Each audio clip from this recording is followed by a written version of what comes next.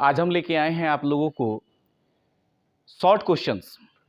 12th class के बच्चे जो बायो की पढ़ाई करते हैं उनको शॉर्ट क्वेश्चंस के लिए हम वीडियो विशेष रूप से बनाए हैं और इस तरीके से वीडियो को तैयार किया गया है कि जिसमें सारे के सारे क्वेश्चंस जो बोर्ड मॉडल हैं या जो क्वेश्चन हर बार पूछे जाते हैं या आने की संभावनाएं हैं उन सभी प्रश्नों को इसमें शामिल किया गया है और चैप्टर वाइज इस वीडियो को बनाया जा रहा है, जिसमें आज सबसे पहले हम आज की वीडियो में बात करने वाले हैं चैप्टर 1 के जितने भी शॉर्ट क्वेश्चंस हैं और उसको कैसे सॉल्व करेंगे, उसका उत्तर कैसे देंगे।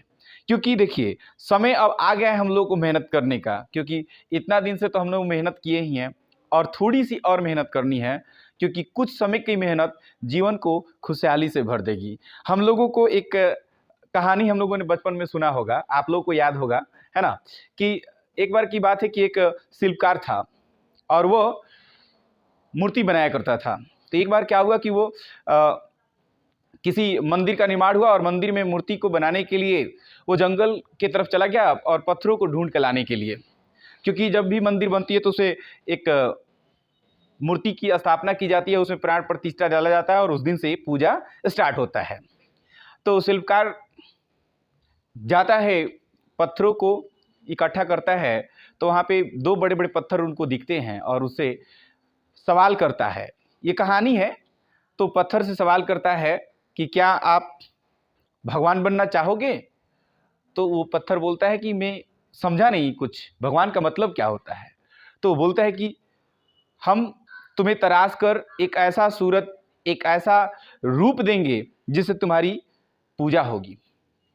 तो बोला बहुत अच्छी बात है, इसके लिए मुझे क्या करना होगा? तो उसने बोला कि तुम्हें इसके लिए चोट खानी होगी। तो किस तरह से चोट खानी होगी? तो बोला कि हथौड़े से, छेनी से, अलग अलग प्रकार के हथौड़े से चोट खानी पड़ेगी। तो उसने बोला कि इतना कष्ट सहना होगा, ये मुझसे नहीं होगा। दूसरा पत्थर से उसने फिर यही सवाल रखा। तो उसने बोला कि मैं आखिर इतना चोट खाऊंगा तो मुझे क्या हो मिलेगा? तो उसने कहा कि पूरी जीवन भर जब तक तुम बरकरार रहोगे तब तक आपकी पूजा करी जाएगी। सोचने वाली बात है, थोड़ा सा गौर से सुनिएगा इस कहानी को। शिल्पकार ने उस पत्थर को सारी बातें बताई। पत्थर बोला कि आप सोच रहे होंगे पत्थर और शिल्पकार कैसे बोल रहे हैं और बातें कर रहे हैं, ये कहानी है, सीख लेने के लिए है। तो जो शिल्पकार होता है उसे बताकर एग्री कर लेता है और वो पत्थर तैयार हो जाता है। लेकिन उसका जो दूसरा पत्थर उसके पास में होता है वो बोलता है कि मैं तो चोट नहीं खाऊंगा, बट मेरे को भी ले चलो, क्योंकि हम लोग एक ही साथ रहा करते थे। वो दोनों पत्थरों को गाड़ी में लादता है और लादकर अपने उस स्थान पर ले जाता है जहाँ पे उसे एक रूप दे सकता है। उस स्थान पर जब उसे ले जाता है तो एक पत्थर को वो तराशना शुरू करता है, उसमें हथौड़े के चोट, बहुत सारे औजारों का इस्तेमाल करता है और दूसरा पत्थर उसे देख देख कर मन ही मन काफ़ी प्रसन्न रहता है। लेकिन समय है, समय कब बदल जाएगा ये कोई नहीं जानता है। समय बदलते जाता है और वह मूर्ति बनकर रेडी होने को होता है, उसमें अब रेडी होने वाला होता है। और जब वो रेडी होता है तो एक इतना सुंदर उसे रूप मिलता है और उस रूप को मिलने के बाद उस मूर्ति को उस मंदिर में स्थापित किया जाता है और स्थापित करने के बाद जब उसमें प्राण प्रतिष्ठा डाली जाती है, जिस दिन से उसकी पूजा शुरू होती है, उसी समय जब उसे स्थापित किया जा रहा होता है तो दूसरा लोग को ध्यान आता है कि इस पत्थर को आखिर रख के क्या करेंगे। उस पत्थर को मंदिर के गेट पर रख दिया जाता है, क्योंकि यह मूर्ति किसी देवी माता का बन रहा था और वो मूर्ति के गेट पर उसे रख दिया जाता है उस पत्थर को। और उस पत्थर को लोग नारियल तोड़ने में यूज करते हैं।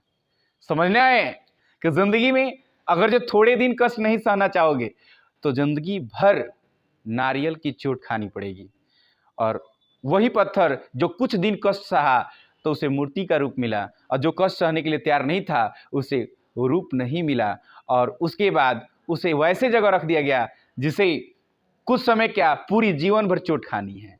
इस कहानी से यही सीख मिलता है कि हमें अपनी मेहनत से, संघर्ष से कभी पीछे नहीं भागना चाहिए।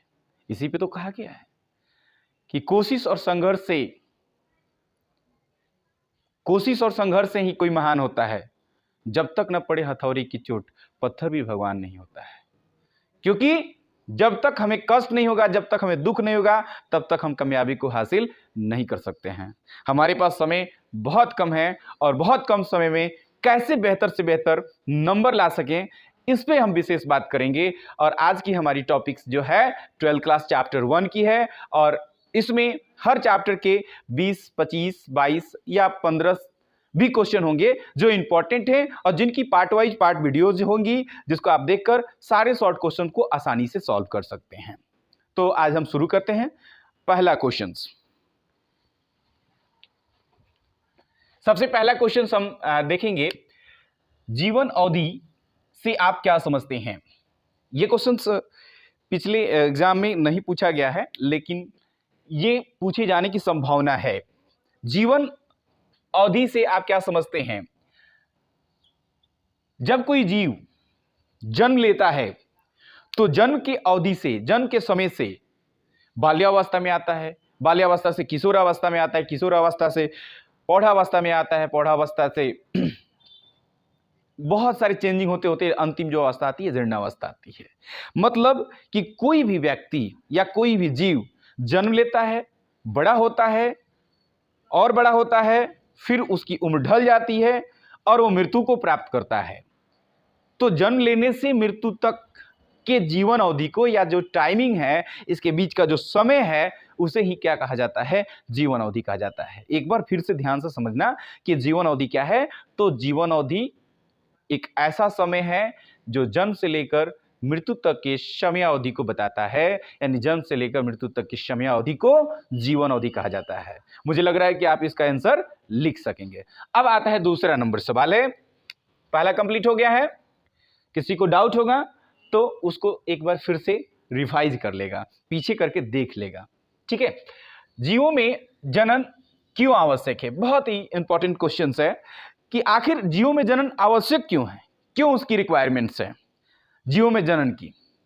क्योंकि जीवों में जनन इसलिए आवश्यक है क्योंकि जीव जनन नहीं करेंगे तो अपनी संतति को इस प्रकृति में बनाए नहीं रख सकते हैं, क्योंकि उनकी संतति जनन के द्वारा ही इस प्रकृति में चल रही है।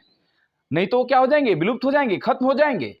तो हम इसको लिखेंगे आंसर में कि जीवों में जनन इसलिए आवश्यक है क्योंकि प्रत्येक जीव अपने जैसे जीवों को जन्म देते हैं और अपनी इस प्रजाति को, अपनी इस जाति को इस प्रकृति में बनाए रखते हैं। इस प्रक्रिया को ही क्या कहा जाता है, जनन कहा जाता है, और इसीलिए यह क्या है, आवश्यक है। मुझे लग रहा है लिख लेंगे। अब आता है उसके आगे क्वेश्चन से, जीवन में जनन कितने प्रकार होता है। जीवों में जनन कितने प्रकार से होता है। तो जीवों में जनन बहुत पहले से हम पढ़ते आ रहे हैं। मुझे लग रहा है कि जब हम लोग 10th में होंगे, 9th में होंगे, तब भी पढ़ते आए हैं कि जीवों में जनन कितने प्रकार के होते हैं। और आप कहोगे कि फिर से क्वेश्चन दे दिए, तो इसलिए दे दिए क्योंकि कुछ समझना है इसको। जीवों में जनन कितने प्रकार के होते हैं। तो जीवों में जनन 2 प्रकार के होते हैं। एक होता है लैंगिक जनन और दूसरा होता है अलैंगिक जनन। एक होता है लैंगिक जनन और दूसरा होता है अलैंगिक जनन। तो लैंगिक जनन क्या है और अलैंगिक जनन क्या है, यह भी समझ लेते हैं। लैंगिक जनन वैसे जनन को कहते हैं जिसमें कोई भी जीव जनन करता है तो उसमें नर और मादा दोनों की आवश्यकता होती है, अनिवार्यता होती है। मतलब उनके दोनों के बिना लैंगिक जनन नहीं हो सकता। उसमें से कोई एक भी रहेगा तो जनन नहीं होगा। यानी लैंगिक जनन में मेल एंड फीमेल दोनों का होना अनिवार्य होता है, यानी कंपल्सरी होता है।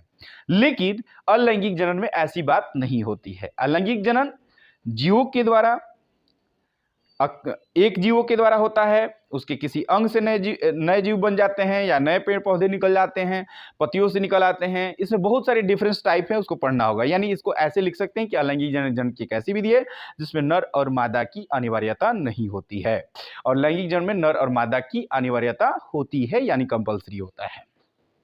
कभी कभी क्वेश्चन ऐसा भी पूछ सकता है कि लैंगिक जनन और अलैंगिक जनन में अंतर को स्पष्ट करें, तो हम लोग इसको क्या करेंगे, अलग अलग अंतर को दिखा देंगे। अब आगे क्वेश्चन आता है कि लैंगिक जनन, फिर यहाँ पे क्वेश्चन अलैंगिक जनन से ही पूछा है कि अलैंगिक जनन द्वारा उत्पन्न संतति को क्लोन क्यों कहा जाता है। क्लोन का मतलब क्या होता है, पहले पहले समझना है। क्लोन मतलब होता है कि वैसी प्रजाति जो एक ही तरह की हो, एक जैसी हो, तो उसे क्या कहते हैं, क्लोन कहते हैं। तो जब अलैंगिक जनन होता है तो उसमें क्रॉस नहीं हो पाता है, क्योंकि लैंगिक जनन ही एक ऐसी विधि है जिसमें हम हाइब्रिड को विकसित कर पाते हैं, नई संतति को विकसित कर पाते हैं, नई गुण वाले संतति को विकसित कर पाते हैं। लेकिन अलैंगिक जनन में ऐसा नहीं होता है, क्योंकि अलैंगिक जनन क्या होता है, सेल्फ हो जाता है।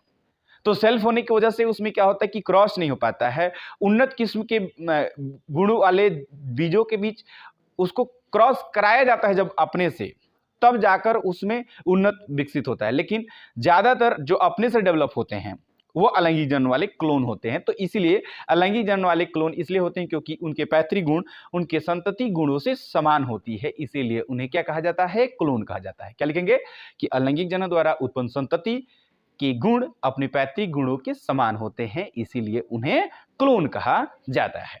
अगला प्रश्न है, जीर्णावस्था क्या है? जीर्णावस्था क्या है आप लोग समझते होंगे, जैसे कि मानव को ले लीजिए, जीव को ले लीजिए, जंतु को ले लीजिए। नहीं कहते हैं कि किसी आदमी का काम जिसका कहते हैं खत्म हो गया है, मतलब अब वो किसी काम के नहीं रह गए हैं। मतलब जीवन की वो अवस्था जिस अवस्थाओं पर शरीर का हर एक अंग कार्य करना बंद कर देता हो, उसमें कोई एक्टिविटीज नहीं रहती हो, नए कोशिकाओं का निर्माण नहीं होता हो, एंडिंग पॉइंट पे चले जाना, है ना, तो वैसे को क्या बोलते हैं, जीर्णावस्था बोलते हैं। ये हर जीवों में होता है, जानवरों में भी होता है, मानव में होता है, पेड़ पौधों में होता है, यानी आखिरी अवस्था, अंतिम अवस्था जीर्णावस्था है। समझ में आ गया होगा? मुझे लग रहा है कि आप इसका आंसर लिख लेंगे। फिर से मैं एक बार बता देता हूं कि जीर्णावस्था एक ऐसी अवस्था है जो किसी भी जीव की अंतिम अवस्था को दर्शाता है, जब उसके शरीर की सारी क्रियाकलापें स्टॉप हो जाती हैं, रुक जाती हैं, बंद हो जाती हैं, और वो सिर्फ और सिर्फ जीवित रहता है, उसमें कोई नए सेल का निर्माण नहीं होता है, कोई उसमें एक्स्ट्रा एक्टिविटी नहीं होती। जैसे आपने कभी सुना होगा कि कभी कभी किसी बच्चे का पैर टूट जाता है या हाथ में फ्रैक्चर हो जाता है, तो कहते हैं ना कि उसके बोन्स रिपेयर हो जाएंगे। मतलब उसकी एक उम्र सीमा होती है जहाँ पे नई कोशिकाएं बनती है और फिर उसको रिपेयर कर लेती हैं।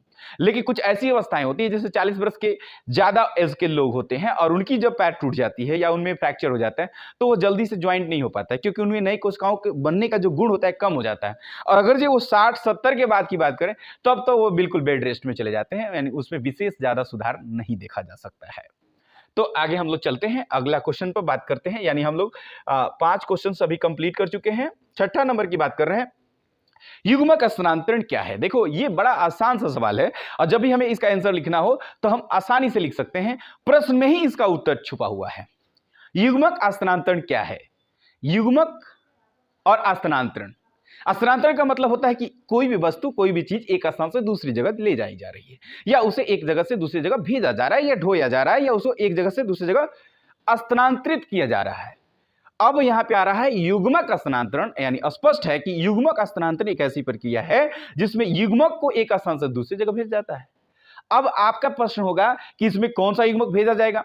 तो मैं आपको बता दूं कि युग्मक 2 प्रकार के होते हैं, नर युग्मक और मादा युग्मक। तो मादा युग्मक तो फीमेल की बॉडी में स्थिर होते हैं, वो एक जगह से दूसरी जगह नहीं जाएंगे, लेकिन कभी कभी वाहिनी सेचन होता है तो उसमें वो जाते हैं, लेकिन फीमेल में ज्यादातर में नहीं जाते हैं। युग्मक स्थानांतरण ज्यादातर, या मैं कह सकता हूं कि अधिकतर मेल का होता है, फीमेल का नहीं होता है, तो मेल का होता है। लेकिन अब उसको छोड़िए, हमें लिखना क्या है, बहुत सारी बातें समझेंगे तो बहुत सारी मेरी वीडियो है उसमें जाकर समझिए, क्योंकि हमें अभी पास होना है। हम उसका उत्तर कैसे देंगे, उसका शॉर्ट में आंसर कैसे देंगे, ये चीज को समझना बहुत जरूरी है। तो इसके लिए हमको लिखना है कि युग्मक स्थानांतरण क्या है। युग्मक स्थानांतरण वैसे स्थानांतरण को कहते हैं जिसमें युग्मक या नर युग्मक एक स्थान से दूसरे स्थान पर चला जाता है या मादावर्ती काक पर पहुंचकर उसको फर्टाइल करता है, निषेचित करता है, एटिसेक्ट्रा बहुत सारी बातें लिख सकते हैं। क्योंकि एग्जाम में जब हम आंसर लिख रहे होते हैं तो जरूरी नहीं है कि हम किताब की भाषा को प्रयोग करें, गेस की भाषा को प्रयोग करें, या मैं ऐसा विद्वान भी शिक्षक नहीं हूं कि मैं जो बोल रहा हूं वही सही होगा। उसका मीनिंग्स होना चाहिए, उसका सेंस होना चाहिए, आपकी लैंग्वेज कुछ भी हो। जैसे आप लिख सकते हैं, एक स्थान से दूसरे स्थान तक युग्मक का जाना युग्मक स्थानांतरण कहलाता है, दैट इज ऑल्सो राइट, ये भी सही है। हम कुछ भी लिखेंगे, मीनिंग संघर्ष हमारा वही लग रहा है तो वो आंसर सही होगा। शॉर्ट क्वेश्चंस को लिखना बहुत आसान होता है, कभी कभी हम कंफ्यूज हो जाते हैं कि हम उसको कैसे बनाएं, लेकिन कंफ्यूज होने की जरूरत नहीं है, सारा टेंशन खत्म होने वाला है, क्योंकि अब आपके पास A to Z क्वेश्चंस का आंसर मिलने वाला है। तो युग्मक स्थानांतर कंप्लीट हो चुका है। अब आता है, हम लोग बात करते हैं कायिक प्रवर्धन क्या है। कायिक प्रवर्धन क्या है? देखिए, कायिक प्रवर्धन पर मैंने बहुत ज़्यादा डिटेल्स में भी बताया है, लेकिन फिर भी हम यहाँ पे बता रहे हैं आपको। अगर जो हमारे पिछली वीडियो देखेंगे तो उसमें कायिक प्रवर्धन पर काफ़ी ज़्यादा वीडियो हमने बनाया है और उसको आप देख सकते हैं। कायिक प्रवर्धन क्या है इसको समझिएगा। कायिक प्रवर्धन में कोई भी पेड़ पौधे फूल को छोड़कर पौधे के किसी भी हिस्से से, जड़ से, तना से, टहनी से, पत्ते से नया पौधा का निर्माण हो जाता हो, वो कायिक प्रवर्धन कहलाता है।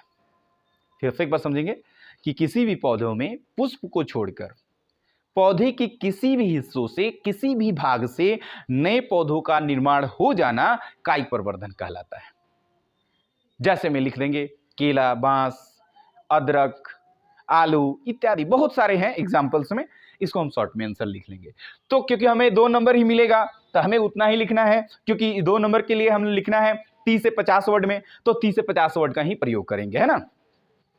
बाह्य निषेचन क्या है और आंतरिक निषेचन क्या है, दोनों एक ही साथ समझ लेंगे। बाह्य निषेचन, पहले तो ये समझेंगे निषेचन क्या है। निषेचन किसे कहते हैं? जब नर युग्मक मादा युग्मक से मिलते हैं और मिलने के बाद एक दूसरे से अर्धसूत्री विभाजन के द्वारा युग्मनज का निर्माण करते हैं, इस प्रक्रिया को निषेचन कहा जाता है। अब निषेचन क्या होता है? 2 तरह का होता है, बाह्य होता है और आंतरिक होता है। आंतरिक निषेचन जो मादा शरीर के अंदर हो जाता है, और बाह्य निषेचन जिसमें नर और मादा के युग्मक भाग लेते हैं लेकिन निषेचन की प्रक्रिया शरीर के बाहर होती है, तो वह हो जाता है बाह्य निषेचन। तो लिख सकते हैं बाह्य निषेचन मतलब जो बाहर होता है, और आंतरिक निषेचन जो शरीर के या फीमेल पार्ट्स के अंदर होता है, तो उसे हम क्या कहते हैं? आंतरिक निषेचन कहते हैं। मुझे लग रहा है कि ये दोनों क्वेश्चन आप समझ चुके होंगे, इसका आंसर आप लिख लेंगे। अब आता है अंतिम यानी 10वां नंबर सवाल है, जो अभी और भी सवाल है, मैं इसको बारी बारी से बता रहा हूं। भ्रूणद्भव क्या है? भ्रूणद्भव क्या है? जब युग्मनज बनते हैं तो युग्मनज विकसित होते हैं, और युग्मनज जब विकसित होता है तो भ्रूण का निर्माण होता है, और इसी भ्रूण बनने की प्रक्रिया को भ्रूणद्भव कहा जाता है। तो एग्जाम में क्वेश्चन आ रहा है कि भ्रूणद्भव क्या है, यानी भ्रूण बनने की प्रक्रिया को भ्रूणद्भव कहते हैं। भ्रूण बनने की प्रक्रिया को भ्रूणद्भव कहते हैं। निषेचन के पश्चात युग्मनज जब परिपक्व होता है, विकसित होता है, तो भ्रूणीय विकास होता है, और इस भ्रूण बनने की प्रक्रिया को भ्रूणोद्भव कहा जाता है। इसको जब नहीं समझ में आए तो बैक करके थोड़ा सा एक बार सुन लेंगे तो आपको क्लियर हो जाएगा, ठीक है। तो इस प्रकार से ये 10 क्वेश्चंस कंप्लीट हुआ। और भी बहुत सारे क्वेश्चंस हैं इस चैप्टर के अंतर्गत जो हम नेक्स्ट वीडियो में आपको लेकर आ रहे हैं, तो उस वीडियो को भी देखिए। और जितनी भी वीडियो आ रही हैं शॉर्ट क्वेश्चंस की, लगभग 20-25 जितनी भी वीडियो आ रही हैं, मुझे लग रहा है कि आप अगर जो उसको कंफर्म देख लेते हैं तो एक भी क्वेश्चंस मिस नहीं करिएगा, मेरा ये दावा।